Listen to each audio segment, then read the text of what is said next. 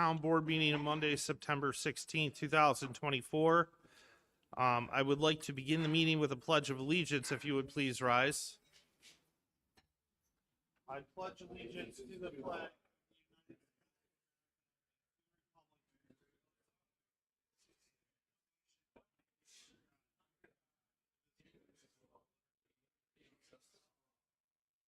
Okay. That, I would ask our town clerk to please call a roll. Supervisor Copa. Deputy Supervisor Lavin. Present. Councilmember Berger. Here. Councilmember Zucala. Present. And Councilmember Marinucci. First item on our agenda is minutes from Tuesday, September 3rd, 2024. I'll motion to adopt those as they appeared. Second. All in favor? Aye. We have no proclamations this evening. I've been neglectful in sharing announcements about exiting and such. I'm going to turn it over to Deputy Supervisor Lavin to do that. Thank you, Supervisor. So in case there's a fire, you'll notice that the stairs in the front here are out of order. So if there is a fire, please head to the back. Do not use the elevator. Use only the stairs to leave the building. This council chambers is equipped with the assisted listening system for those who may need it to hear the meeting properly. If you need one of those systems, please find someone on the town board or our clerk, and they'll provide that for you. If you are a student here getting hours for a class, once you've met your hour or met your minimum, if you want to come to the front, Sam Elba over here or Dan Howard to the left will be happy to sign off on your form. And when you come to the podium, just please state your name and address for the record. Thank you. All right. The first item on our agenda is public expression. I'm going to motion to open public expression at this time. Second. All in favor? Aye. Frank Belliati, your first.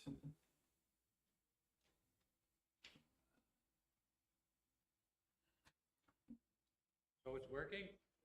Yep. I can't whisper anyway. Every time I keep reading how the Financial Advisory Board, those are frantic. Oh, can you move the mic a little closer to your face? Are you sure? Yeah. Works? Stick it someplace? Is that what you want me to do?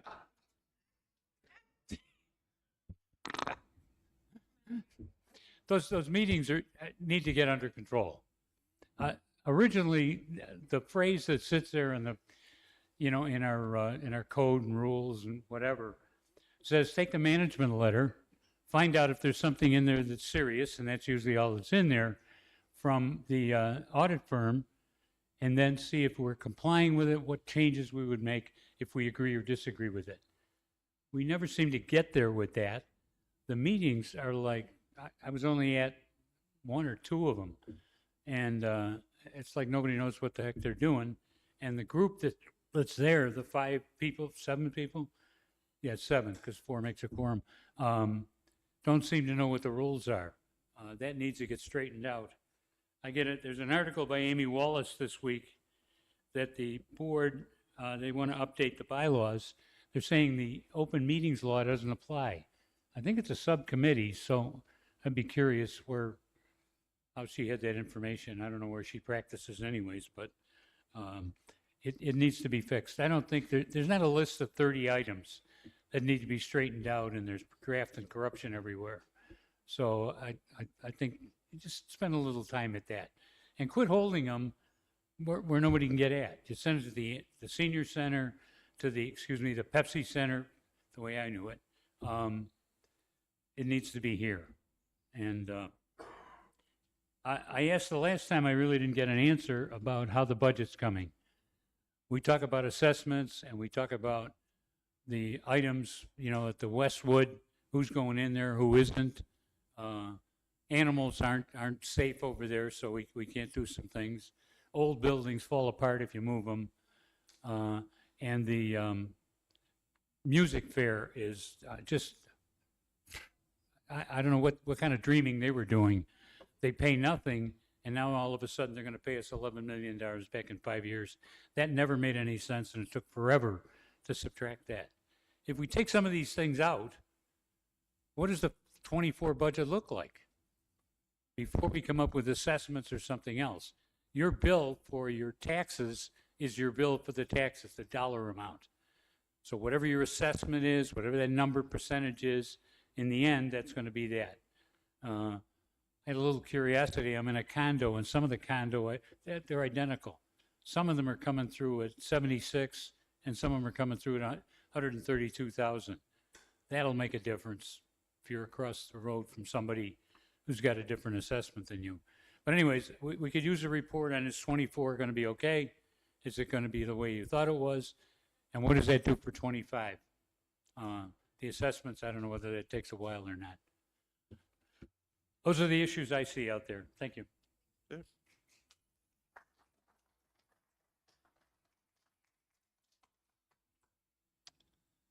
Okay, Tom Weisbeck.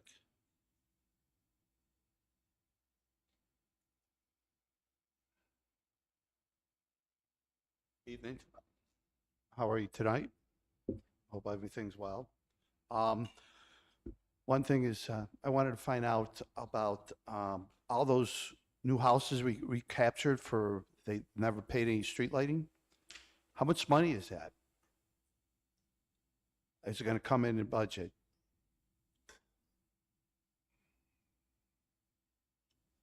So, I mean, there was 600 some odd houses, right? Correct? Something like that?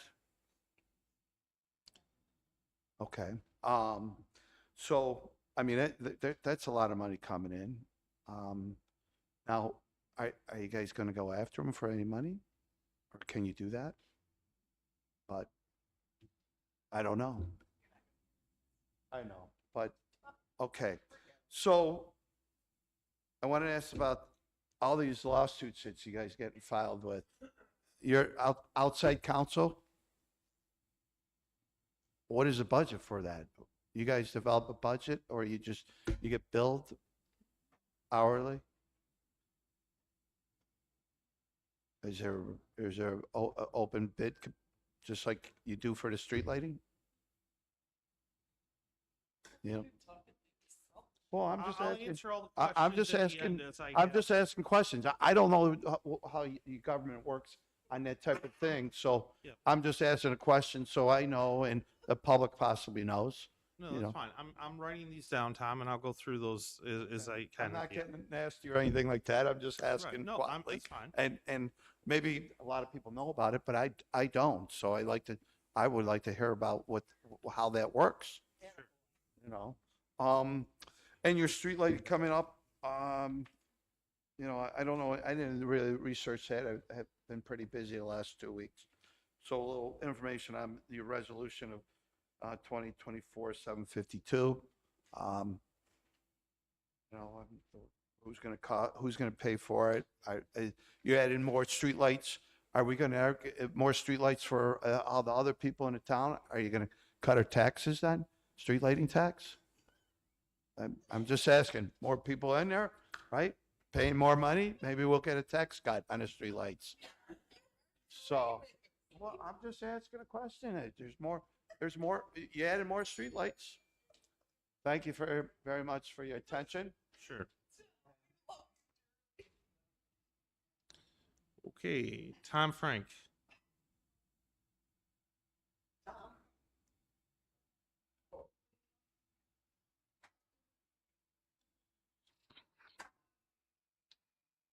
Good evening, town board members. My name is Thomas Frank, and I want to thank you for my 3 minutes. I'm commenting on Resolution 759 in the Planning Department for the set first public hearing for FY 2025, 5-year consolidated plan and annual action plan, the community development program. And I've got a project that has to go through there for the, what I'm recommending is that you adopt the Amherst Central Park Greenway project. As far as the resolution amending the 1977 Glen Park Joint Board Agreement for the ownership, finance, improvement, management, and maintenance of the Ellicott Creek connection to number one, the Niagara River Greenway relicensing settlement 2050 2050, and number two is the connection of Ellicott Creek to the Erie Canal National Heritage Corridor. That these are, we're looking at a 5-year from 2025 through 29 as far as a project plan that will have a $10 million capitalization for an environmental innovation education program that will be tied into the school districts, the Williamsville, Amherst, and Sweet Home school districts over a period of time. And it has to do with the environmental education as far as job opportunities, employment that will be funded, as far as your carbon footprint, as far as the environmental, and part of that that's very important, and this is essential, that the owner of the 404 boiler property with asbestos contamination, that the owner, he no longer owns it, that it's now the property of the town of Amherst, that the person that's doing the remediation for the American the bank on Main and Cayuga, the Nations Bank, that right, Andrew McDonough is going to give an estimate for converting that property to an environmental education center. You're welcome. You do good work. Thank you.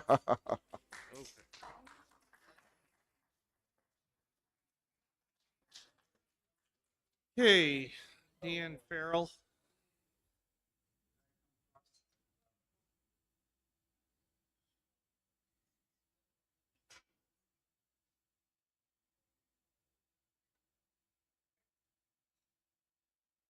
Good evening, Town Board and Supervisor. My name is Danny Farrell. I live on Park Haven Drive. First, I'd like to thank the Town of Amherst 9/11 Ceremony Committee and the Town of Amherst Veterans Committee for inviting me once again to participate in the Veterans Memorial Ceremony in August and the 9/11 Remember Ceremony in September. It's always an honor to be a part of these ceremonies. I'd also like to thank the Amherst, New York Concerned Citizens Group for their outstanding efforts to rein in this misguided town board and supervisor. Their tremendous efforts have been able to change the outcomes of some of the most misguided decisions this town board has tried to make on the overwhelmed taxpayers of this town. Without this group challenging the town board and its supervisor, this town would be in worse shape than it already is. What needs to be changed dramatically is the mindset of the town board and its supervisor. Instead of getting elected in order to further your own personal agendas, my opinion, the elected members of this board and its supervisor need to consider what is best for the residents of this town. The town board and its supervisor need to figure out how to save taxpayer money instead of funding unnecessary and expensive projects that only benefit yourselves or your business associates. Again, my opinion. I am thankful for all the efforts of the Amherst, New York Concerned Citizens Group for having the courage and the determination to change the outcome of the musical fair project, the non-relocation of the Buffalo Niagara Heritage Village project, and hopefully the Royal Park project in alliance with Damon College. I think the town board and its supervisor have forgotten They were elected to serve the residents and taxpayers of this town, not serve yourselves. You were essentially hired by the voters to take care of and oversee the day-to-day operations of the town's needs. You, as the town board and supervisor, need to get back to doing that job and not further your own personal agendas. Again, that's my opinion. When you raised our property taxes 11.4%, it hit us like a surprise attack on Pearl Harbor. I'm going to quote a certain well-known Japanese admiral. I fear all we have done is to awaken a sleeping giant and fill him with a terrible resolve. Well, that's what you created when you raised our property taxes 11.4%. And we won't stop until this town board and supervisor have come to your senses and start working for the taxpayers of this town. Let's start working together to make this town as it should be. Listen, pay attention to what we, as the citizens of this town, are trying to convey to you. I say this in all due respect. Thank you for your time.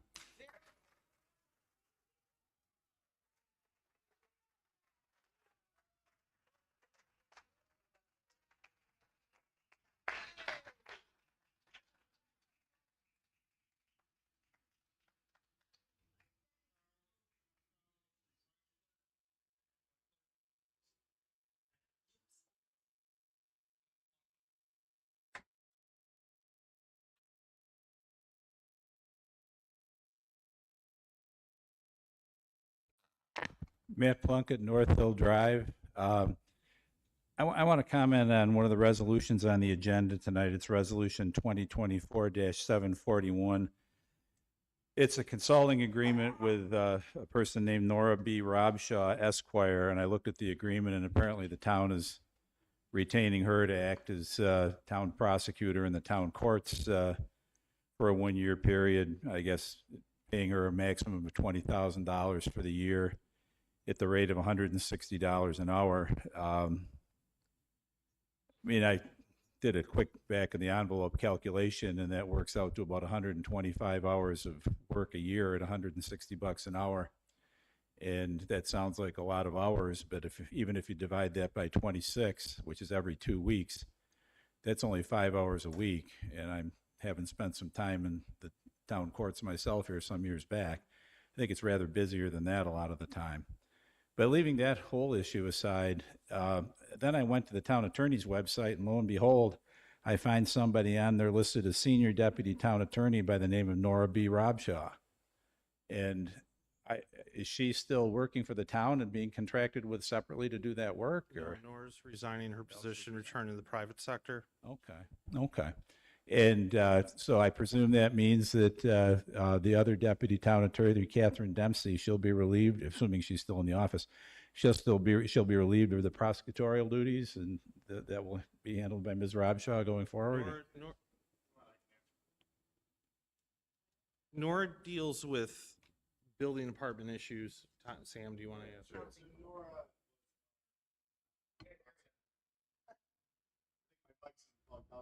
was our town prosecutor for housing court violations. Ms. Dempsey is our town prosecutor for vehicle traffic law violations.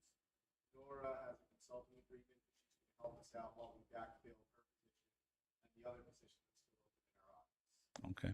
Well, is she going to be doing strictly the building, or is she going to do both? No, she was kind of a utility person in our office. She'll be available. Okay. All right. I was just curious because I thought it was odd that you were signing her to an agreement while I saw her name on the payroll. Thank you.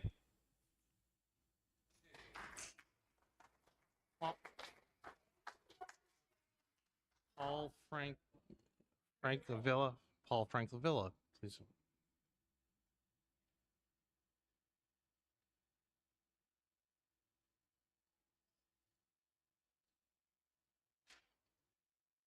Good evening. I'm Paul Francavilla. I live on Cimarron Drive in Amherst. My question is looking for an update on Station 12 and Costco. I drive past these places a couple times a week, and for Costco, I see a vacant lot with just rubble. Station 12, I don't see any businesses there. I just see a fence around it. Is Costco coming here or not?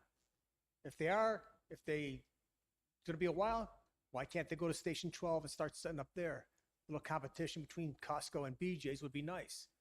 Maybe lower the gas price a little bit. Can you give us an update? So I usually do all the updates and answer almost all the questions at the end. So I'll include. Yes, I can offer you an update on both. Yep, no problem. Okay, Jane Cox. Jane.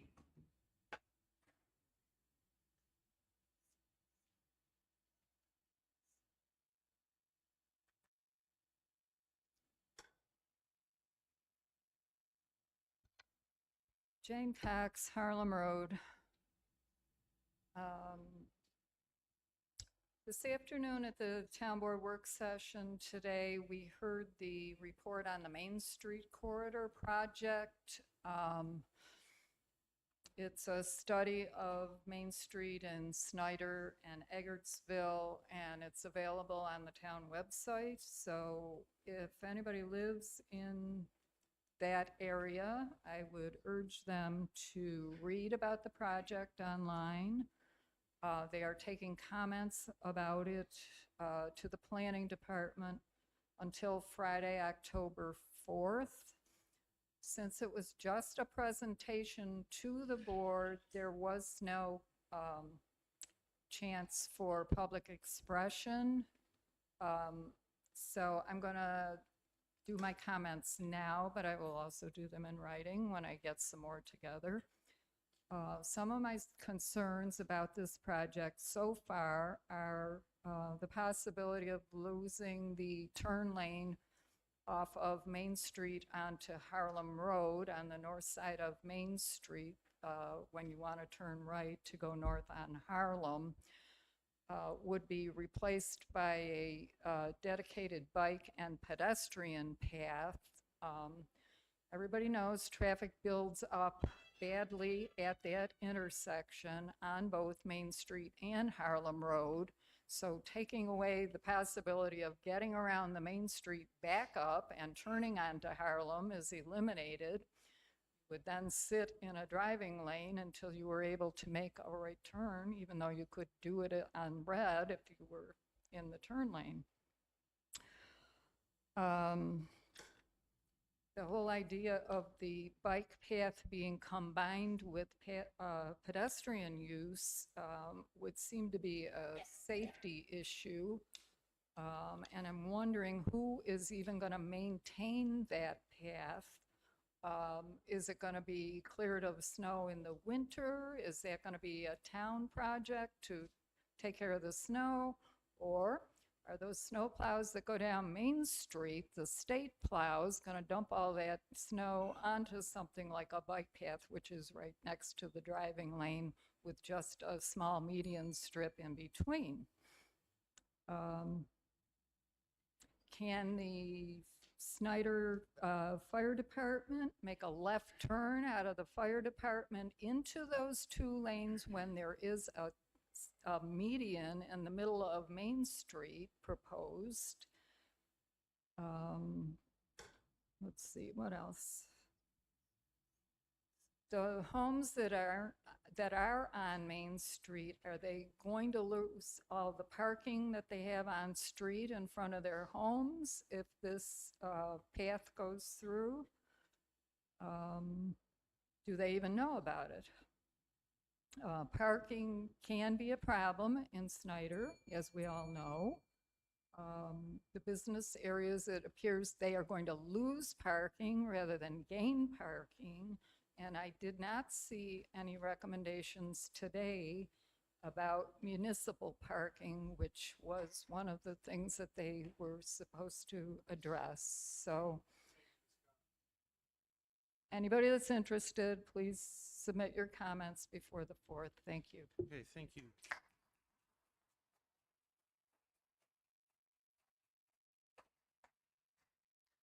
Anybody else?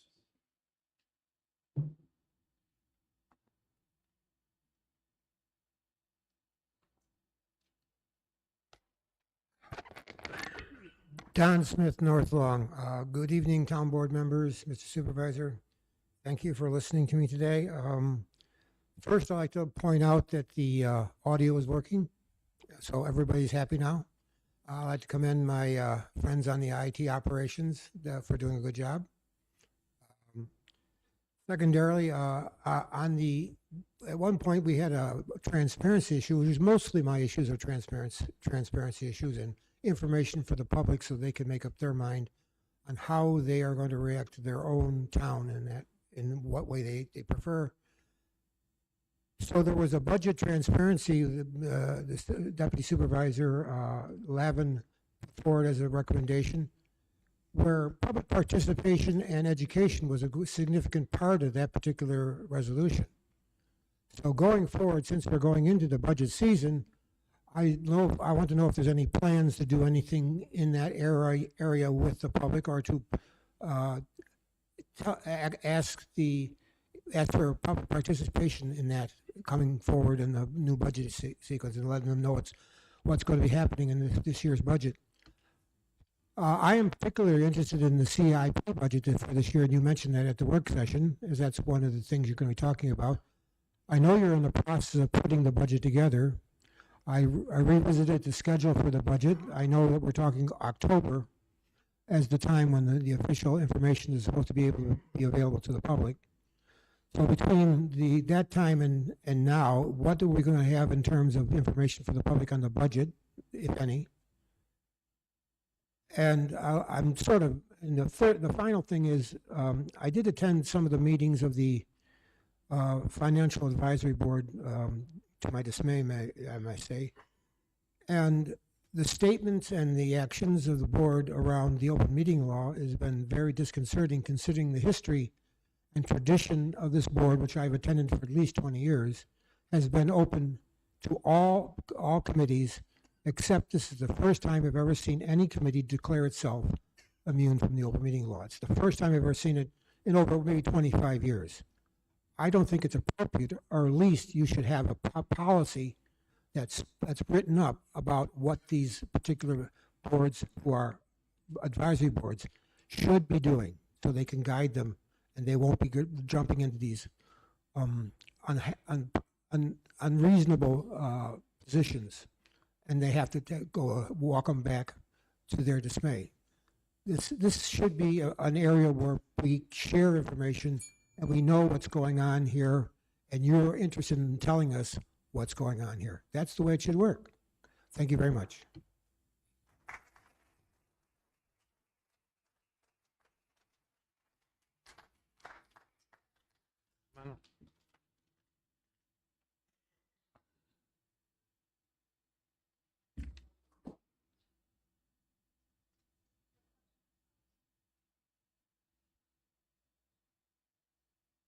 Shelley Schratz, Town of Amherst.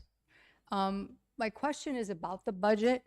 When I was at the budget hearing in '22, the topic did come up. I recall asking the question of the board, because Brian was going over all the things about the 11.4 and stuff, and I had asked the question, is this final? And his response was, respectfully, and I thought it was fine, that's what he said, was that, well, not necessarily, because, and then he looked at the rest of the board and said, they may have changes, we may have changes. And then that budget came out after the election and we were not allowed to speak. Now, Franny, I want to thank you for sending it out when the dates are, because that's really important so people know what to look for a budget hearing. But people are still asking, will there be a budget hearing that they can come to? And obviously there's no election for here this year, but so that they can have a say on it before you finalize it, okay? And I do think that that is something that will build trust with the board as far as getting them that information. And so that's what I'm asking for you, for the people, okay? Thanks.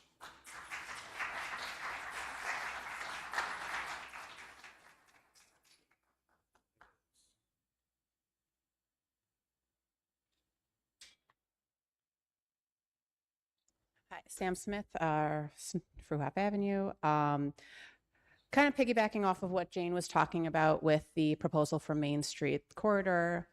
There were a few pros, for instance, some larger sidewalks, better vantage point for pedestrians, bicyclists, and even drivers to see the pedestrians and cyclists, especially when they're coming down the street and turning into the businesses that have aprons right off of Main Street. There were some cons, and like Dan Howard said, I think we should still look into this further because there is a lot of potential. One thing they presented was 50% of the people who participated in the community event wanted 5 lanes. So they presented information specifically geared towards a 5-lane option. However, they failed to acknowledge that 50% of the people therefore did not want 5 lanes. So something to consider when reviewing the proposal. They failed to disclose a recommended speed and recommended lowering the speed without recommending a parameter of what speed to do it. So for instance, the speed posted is 40 miles per hour with an average of about 44 miles per hour, they said, but failed to mention that between the 290 and Bailey, the speed limit changes probably about like 8 times from 35 to 40, but then it drops down to 30 miles per hour for school zones. And those school zones are Christ the King, Amherst Central High School, Sacred Heart, and St. Ben's. So that's 4 school zones in that span. So you're going from 30 to 40, varying. It's all over the place. In terms of during the working meeting with the public, when that group that you hired to work met with the public at Park School, it was mentioned to the community members that New York State DOT likes the roads to be a width of 11 feet, but they did mention at that meeting that New York State can go down to 10.5 feet.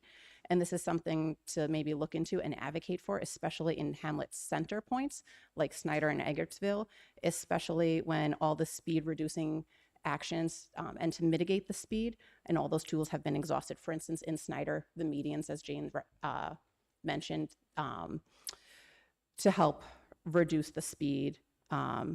And regarding the fire department, the median is more in front of Adams Rib, so it's not directly in front of the fire department. They can turn left.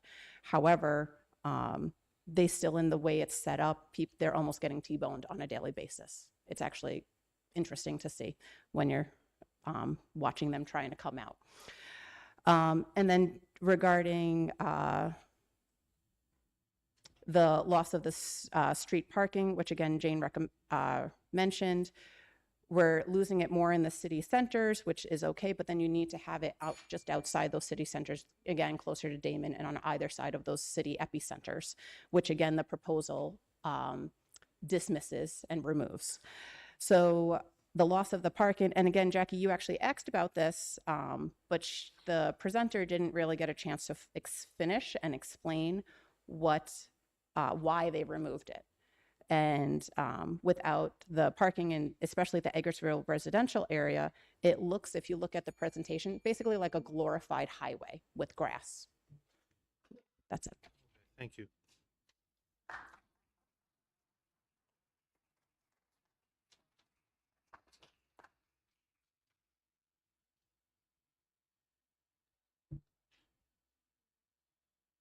You don't have to sign in, you can just speak.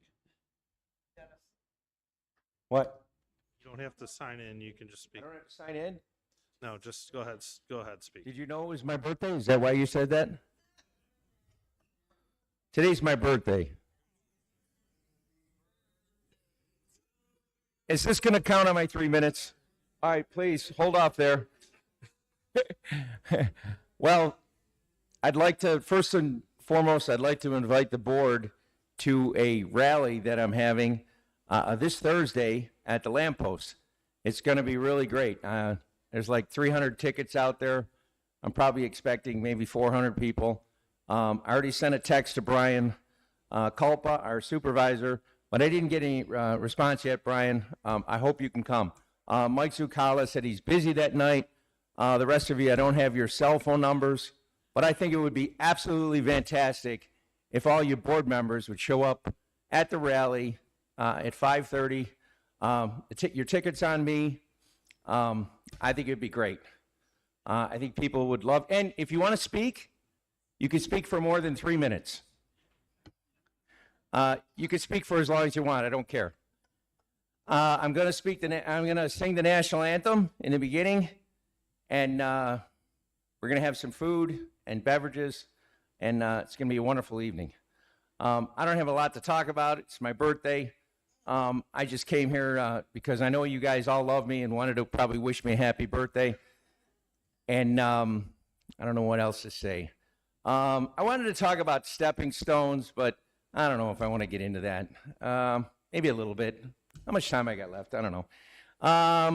I mean, I think they're teeing up Sean Lavin to be the next supervisor. I think that's pretty interesting. I think there's a rumor that one of the board members wants to be a judge. I'm not going to mention it's Angela Marinucci, maybe, but I mean, if people sit there and if somebody wants to be a judge, let me just say this: if somebody wants to be a judge, I think it's interesting. When I asked Brian why he was building a sports complex for Damon University, and then later, when he finally answered my question, he said he's building a sports complex for the residents of the town of Amherst. And all the board members just sat there, and I go, man, that's really a whopper. I mean, you got a $3.5 million AstroTurf field, lacrosse field. You got locker rooms, you got showers, you got 8 tennis courts, you got parking lot for 150 cars. I mean, you're building that for the town of Amherst residents. I mean, that's really a whopper. But what can I say? You got an $8 million parking lot over at the Westwood Country Club. Is that the beginning of the one, or is that it's my first bell? All right. On the third bell, can we sing? Can everybody sing "Be Happy Birthday" while I return to my seat? So, I got a great question. Brian, could you name one thing that you've done since you've been supervisor that has really worked out? Because we got an $8 million parking lot over at Westwood. This gentleman just mentioned Station 12, and that's it. And on my birthday, you know. All right, thank you. All right, is there anybody else? Seeing none, I'm going to close public expression. All in favor? Aye. There's a consent agenda this evening. I'm going to ask the town clerk, please read a consent agenda. Okay. Councilmember Zucala, 1.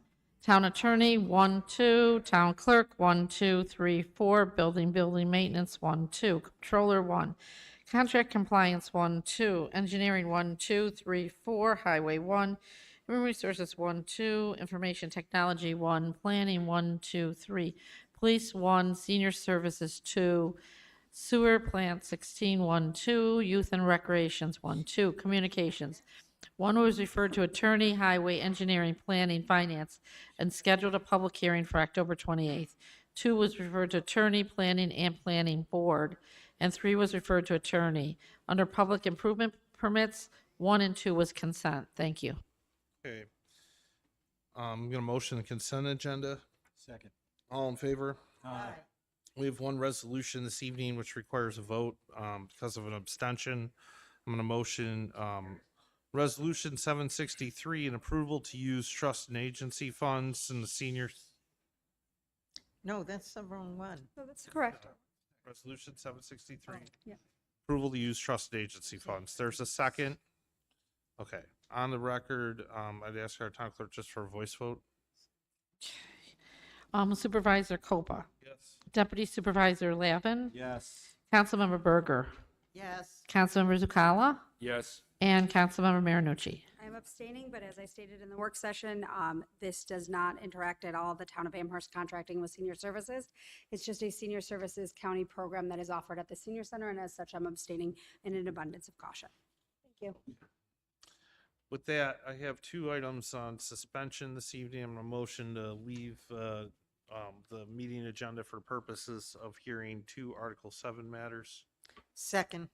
All in favor? Aye.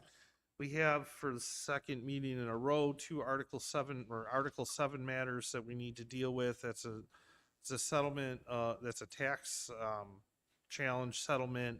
We have to get these in this evening, and they're being suspended because of the school tax, which will be coming out later this week. Saturday. So I'm going to motion first. Which one's first? Settlement of an Article 7 matter for Center Point Corporate Park Partnership 350 LP et al. Versus the town of Amherst. A motion to adopt the settlement. Second. All in favor? Second is a settlement of an Article 7 matter from Kevin J. Kobyleski and Rebecca Kobyleski versus town of Amherst. A motion to adopt that Article 7 settlement. Second. All in favor? Aye. A motion to return to regular agenda. Second. All in favor? Aye. The next item on our agenda is the second round of public expression. After a second round of public expression, I will have some answers to a few of the questions that were asked earlier. If you would like to speak, I'd ask you to please come forward at this time. A motion to open public expression. Second. All in favor?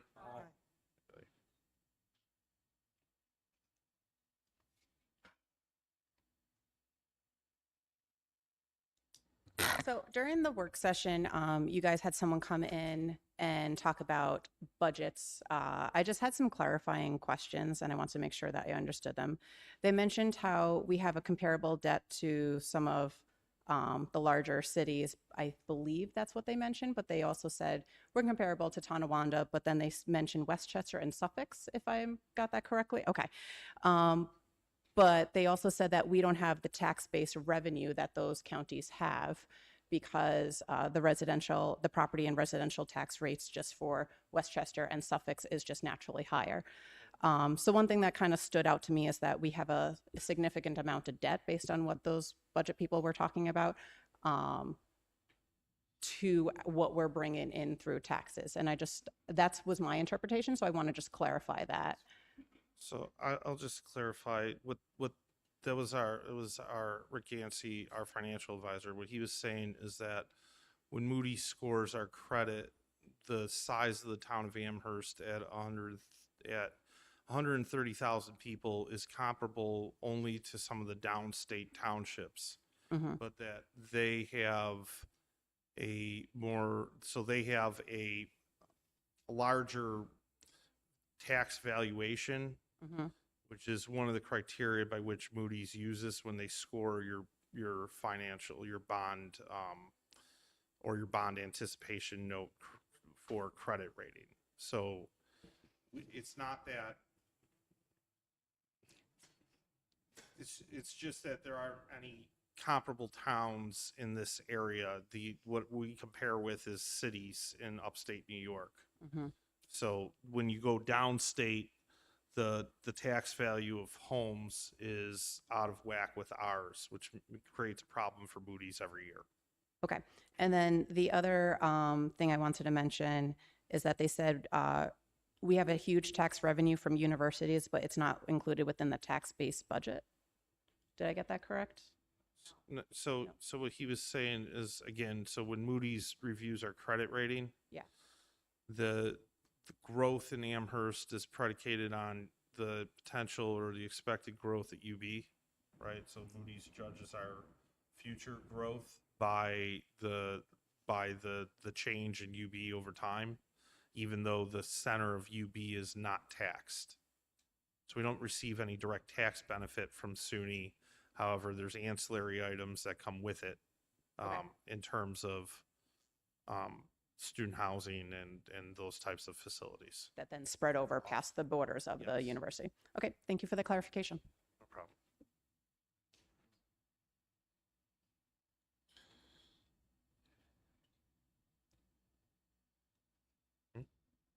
Don Smith, North Long. I want to take a shot at what we did in the work session by bans and bonds. It's something people here should take a look at the work session, how it was presented, because it was a good presentation. We are gonna, Don, do the same presentation the first meeting of October in the boardroom. That's a good thing.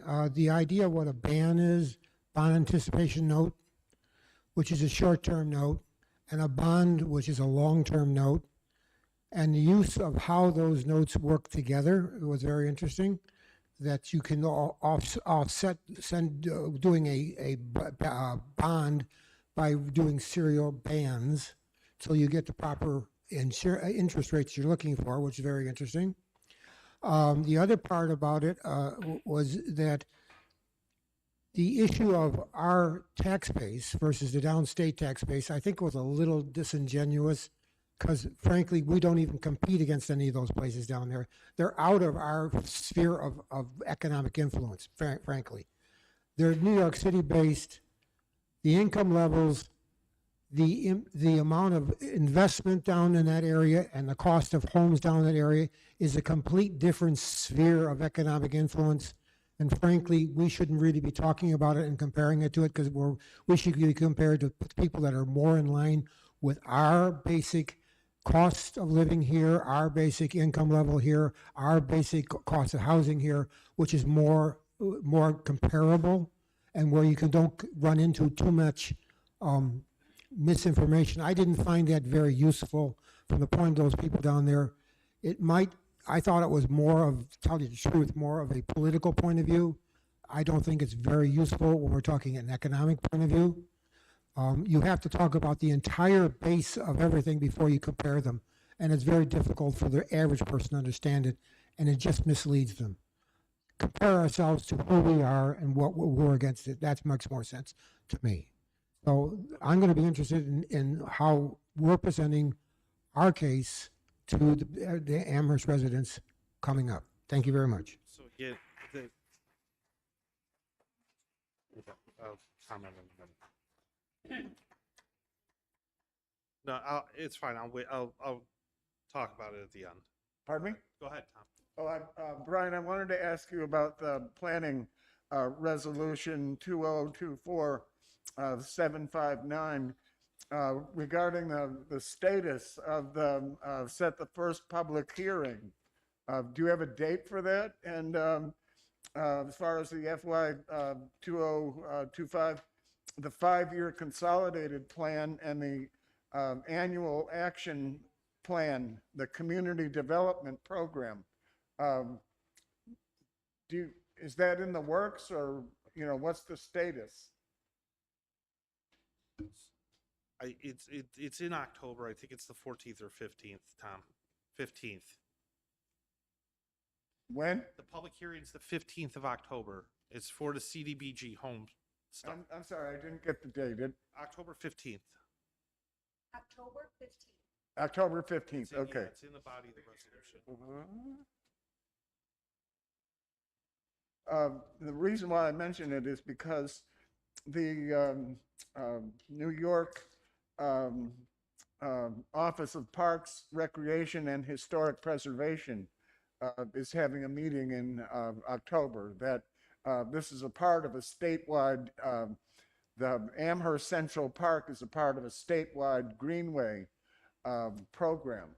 And it needs to be, as far as the components, they have to be put in place. And that, as far as the property, the state property, the Amherst State Park property, the boiler, the contaminated, as far as the adaptive reuse, that I've got someone that wants to go in the building. Ray McNamara, Andrew is doing the bank on Main Street, that he wants to go down there so he can give an estimate to adapt, to restore the property. Okay, thanks, Tom. Thank you. Yeah, I'm looking forward to it.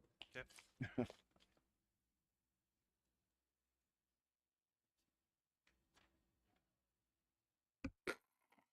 Good evening. My name is Andrea Morganti, and I reside in Gettsville, New York. Based on the recent communication that you received, I would just like to say a few words as to what occurred at the Amherst Government Financial Advisory Board. I'm not going to belabor the point as to what took place there, but I am hopeful that the town board members will take action on this, especially when we are seeing such positive moves towards more productive meetings. Great strides have been made and is being witnessed by the town residents as to the change in tone of these meetings. We are seeing cooperation in an effort to work together towards the goal of making Amherst one of the best communities in Western New York. We are respectfully requesting that the communication that was sent to each of you be made a part of the meeting, if that's possible. If not, that's fine. We also request that action be taken to have individuals who are placed on this committee truly represent the interests of the town residents. And we feel confident that you will take the appropriate measures to correct this matter. Since the story broke, Amherst residents have contacted us to volunteer to be considered for this committee. And Councilman Zuccalla, I have given them your name for you to review their resumes. And not to be disrespectful, individuals who have been coming forward do have strong financial backgrounds, which does appear to be lacking with some of the current committee members. Can I have that put into the minutes? Thank you. Okay, anything further?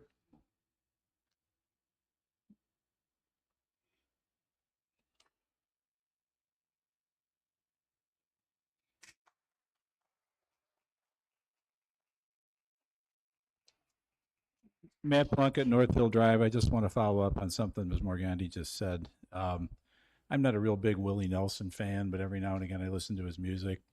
And he has a song called 2 Stories Wide, and I think the very first lines of it are, "Come out of the darkness, don't hide in the night. Come out in the sunshine and we'll be all right." And this board has opened up a lot over the last, 8 or 10 months. And, it does show, we don't have the same type of acrimony we used to have. And I think that's going to work for the benefit of everybody.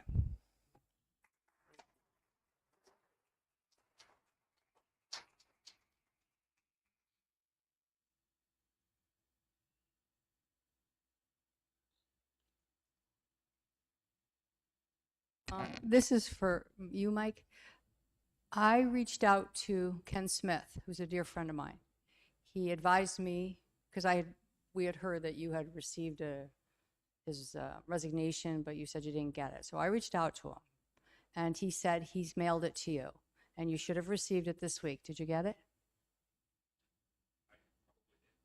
Okay, well, let me say this. I asked him to send me one. I have it at home. He isn't feeling well. He doesn't want to make a big deal about it. Both of the committees, I think he sent one to Chris Regal, because it's the other committee I think that he was on. So that means you don't have, you're one less also, and it's been that way. So I think it would behoove you to maybe consider some of these people that have come forward and, appoint them. They are very qualified, and that's what we need, and we need a different balance. It doesn't have to be everybody of the same, all right? I think it would make sense. And he felt bad that he didn't do it, but he has his own issues. But I ask you to please do that. And that goes for all these other committees that are out there. We have so many committees, and we don't have people on them. And if we had those committees like we had years ago, right, you wouldn't have half these problems. We wouldn't be coming up screaming or doing whatever we're doing, because you'd already know how they feel because of who's on the committee, all right? And so I would suggest, again, that you address that. Also, comprehensive master plan, I don't know what you're doing with that. That's something totally different. But I want to also bring up the idea of how to go about building consensus for Westwood. Okay, Harlem, Kensington, Cleveland was a very big project. None of you were, well, Brian, you knew about it. But we did all that construction. We came here, the residents, and asked the town board to please fund a person. Dan Howard, you were here, and the man's name was, oh my God, it just went blank in my head. Dan Burden, okay? I reached out to Dan Burden today. I haven't talked to him in 22 years. But what Dan Burden did is he brought 2-3 communities together, correct, Dan? And he did charrettes. We were like this, fighting Cheektowaga, Amherst, and the city, and he brought us all together to a consensus of what we were comfortable with within our community. And it's still working today. So I said, he called me back. I said, are you retired? He said, no. He's working in the city of Buffalo. He's working in other places locally. I would like to consider maybe someone like that to at least do the charrette to figure out what the residents want for their town. And someone like that who's not from here, he's not part of a lot of different groups, right? Can get us to tell you, the board, what's important. That makes it easier for you. Thanks, Shelley.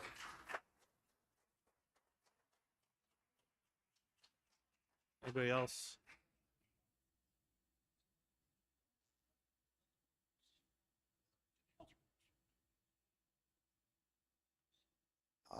I just want to ask you a question more about the street lighting. Do we have a contractor who's going to maintain maintain the street lights, or are you guys going to create your own street lighting department? I mean, I don't know if it's what the costs are, but you know, you took it over. We should have at least a street lighting department in the town of Amherst, not a contractor, control the costs more. You can have one, if you need to build more streetlights, that's a different story, but maintaining them, that's a question.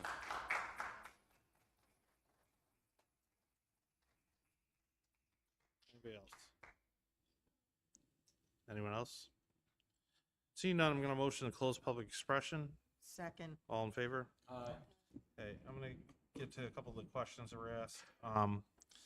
First, how's the budget coming? And it was kind of a twofold question, right? The first you meant is how's 2024's performance, I think, and then what does 2024 mean for 25? So in 24, we are anticipating hitting our numbers in terms of sales tax, and we are expecting below budget performance in mortgage tax. However, we have some other revenues that are up and have done taken a number of measures to cut expense lines to offset the mortgage tax depreciation. And so we're tracking well in 24's performance. How that sets up 25, it's early yet. I did say last meeting I anticipated being below the tax cap. I still feel that we'll be below the tax cap, and my hope is that we'll have a rate reduction for homeowners in 25. I'm not sure exactly where that'll be. I've submitted special districts. I haven't submitted general fund or highway fund yet, and those have a big bearing on the final tax rate. So, but things are going well. 24's been managed well, and we're in good shape for 25. Regarding streetlights, I don't know if that answered your question any better, but generally speaking, it's trending. 24's budget's trended very well in terms of how our performance against budget is. And balancing is not necessarily the issue we've had in the past. The issue we've had is when contracts expire for goods and materials, we've seen surcharges or surges because at the end of the day, we have 2 to 3 year contracts, and when you get to the end of a fiscal year or the end of a second fiscal year, some of those contracts are still catching up to prior years, heavy inflation. But that said, everything's gone well through 24, and we expect good 24 to 25 transition. In terms of street lighting districts and the additional homes that are being added to the street lighting districts, those homes are going to be part of those special districts moving forward. They will offset some of the tax in each one of those special districts. So there will be slight reductions because those homes have been added to the special districts in future budgets. As far as maintenance contract, we did bid a 1-year maintenance contract that's extendable because we wouldn't be able to outfit our own operation in that time. We're still evaluating the bids. There is a conversation between the town of Amherst and the city of Buffalo and some other neighboring communities as to how we would like to handle maintenance moving forward. My guess is it would be probably more of a consortium than a single township. But that's something that we're looking at, Tom. And again, we're looking into some of those options. As far as the outside counsel budget you asked about, we have outside counsel used in two forms. One is in dealing with litigation, torts and that's and the like, and then there's a second type of outside counsel that's used for large contracts or projects. We've put about a $75,000 annual budget. I think that's about right, Sam. 75,000 annually budgeted for outside counsel. Those fill roles that we don't have internal. As far as our attorneys go, we mentioned Nora is resigning. She's going to stay on to deal with housing court, especially in the interim. And trying to think of what else I'm missing here. As far as so that's the consulting agreement, Matt, and the reason for the consulting agreement. As far as Station 12 goes, I don't really have an update. There's really no town involvement. All I can do is sort of force them to stay up to code, right? If their building sits empty, that's sort of it's on them. Our feeling is that the building's currently up to code, and that as we head into the new year, we continue to push for some changes, but I can't force them to lease the property. Just the same as I can't force a lot of properties that might sit empty in different places to change their property. It's just, there's no mechanism for doing that short of a very heavy-handed taking or threat. And so we have to decide, is that something we want to get involved with? It's different from a similar scenario people might see, which is like the Boulevard Mall. In the Boulevard Mall's case, it's really multiple old expired or seemingly expired leases that stop the developers from moving forward. So there's a reason why the town's moving and helping and working on that. But again, it's not because we want to expend town funds. So in the case of Station 12, that would have to be a threatening action and would force us to expend town funds to threaten the property. In terms of Costco, yes, Costco's been in with our building department, has met with our building department. They've submitted foundation packages. The neighboring property, the Dick's store, is already moving forward with foundations. Costco's biggest thing right now is the roads and some of the changes they have to take place out in front. The town has a big sewer project on Bailey that's about to start. So there's some other infrastructure issues going on over there than just the site itself. As far as the Main Street project goes, it's the first time the consultants presented the project to the board. I know there's been a lot of public interaction with the consultant. I also understand that the numbers that the consultant were kind of pushing in terms of the 5-lane versus 3-lane may be a little bit skewed. You have to forgive traffic engineers, I suppose, for relying on the MUTCD. But I think that there is some real opportunity that lies in some of the concepts presented, and it's up to this board now to work through the concepts and figure out what it is we would like to present to New York State DOT. Again, it's a wish list. We're not New York State DOT, so we have to figure out exactly what it is we're asking for and pushing for. Regarding budget hearings, they'll start in October. Traditionally, I present the budget the first meeting of October. Budget hearings, I believe, the second and third meetings of October. We have an additional public hearing at a senior center scheduled at some point this year. All those will be scheduled and on the website. We are I'm hoping we are going to start a comprehensive plan. Can I just Let add? let me keep going, then you can add comments after. I was just going to give them the date. Yeah, so October 1st is when I present the budget. It's Tuesday, October 1st. So, is that right? No, sorry, the second. What? The 15th is the public hearing. okay, just, I'm gonna, again, this will all be up on the website. Regarding the comprehensive plan, I am hoping to start a comprehensive plan this year. We have been using modifications to our existing comprehensive plan, and that's been something that probably needs to be revamped from scratch. Be honest, I haven't wanted to start a comprehensive plan project because I feel like there's a little bit, I needed to make sure we had items like the Boulevard Mall and some of those items in hand or knew where those were going before we were going to start moving forward on the broader concept.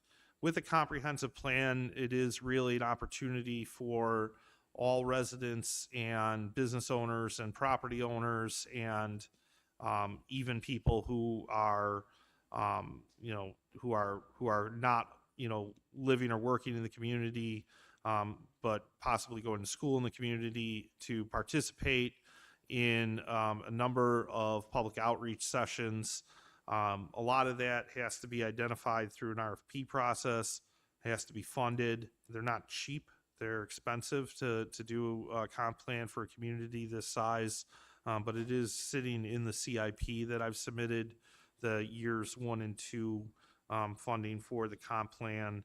My expectation is we would be out to RFP for planning consultants in the spring. Is the last thing I have on here that I wanted to address, again, was the work session items, and Don, you brought up again the downstate versus our community comparison.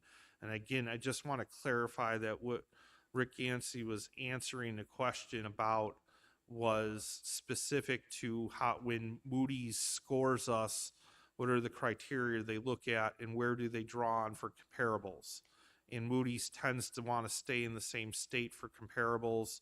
There's not a lot of states who have townships set up just like New York State, so they tend to look at New York State comparables. And what he was saying is that we run into a challenge because we have the size of many of the upstate towns, or cities rather. In fact, in terms of population, we're bigger than the city of Albany. So while we have that, we also have more assessed property valuation than a lot of the upstate cities. But when you compare us to towns downstate, that's where the imbalance comes from. So I agree that there's an imbalance. What he was talking about, though, is the annual push back and forth that we have with Moody's when they're considering comparables on our credit rating, and that happens annually. So with that said, again, we have a budget rollout the first meeting of October, the public hearing 2 weeks after that. That stays open to the last meeting in October, and we'll be doing one at the senior center as well. All right, anything further, Mike? Yes, to those folks, and I know there are people who were here, who've been to the various AgFab meetings, the board and myself as liaison are aware that there have been problems with the committee itself. It was discussed today, and we're working on a quick solution, because I'm grateful for the volunteers on the committee. They're intelligent people, experienced, well-educated, but they're strong personalities, and we need to make sure that they work together better than they do. Absolutely. All right, with that, a motion to close. Can I close the public hearing, and then I'll talk. We're AA3. With a positive outlook, I'm gonna motion to close the public hearing. All in favor? We weren't in a public hearing. Sorry, I said public hearing. I'm motion to close adjourn the board meeting. I see. All in favor?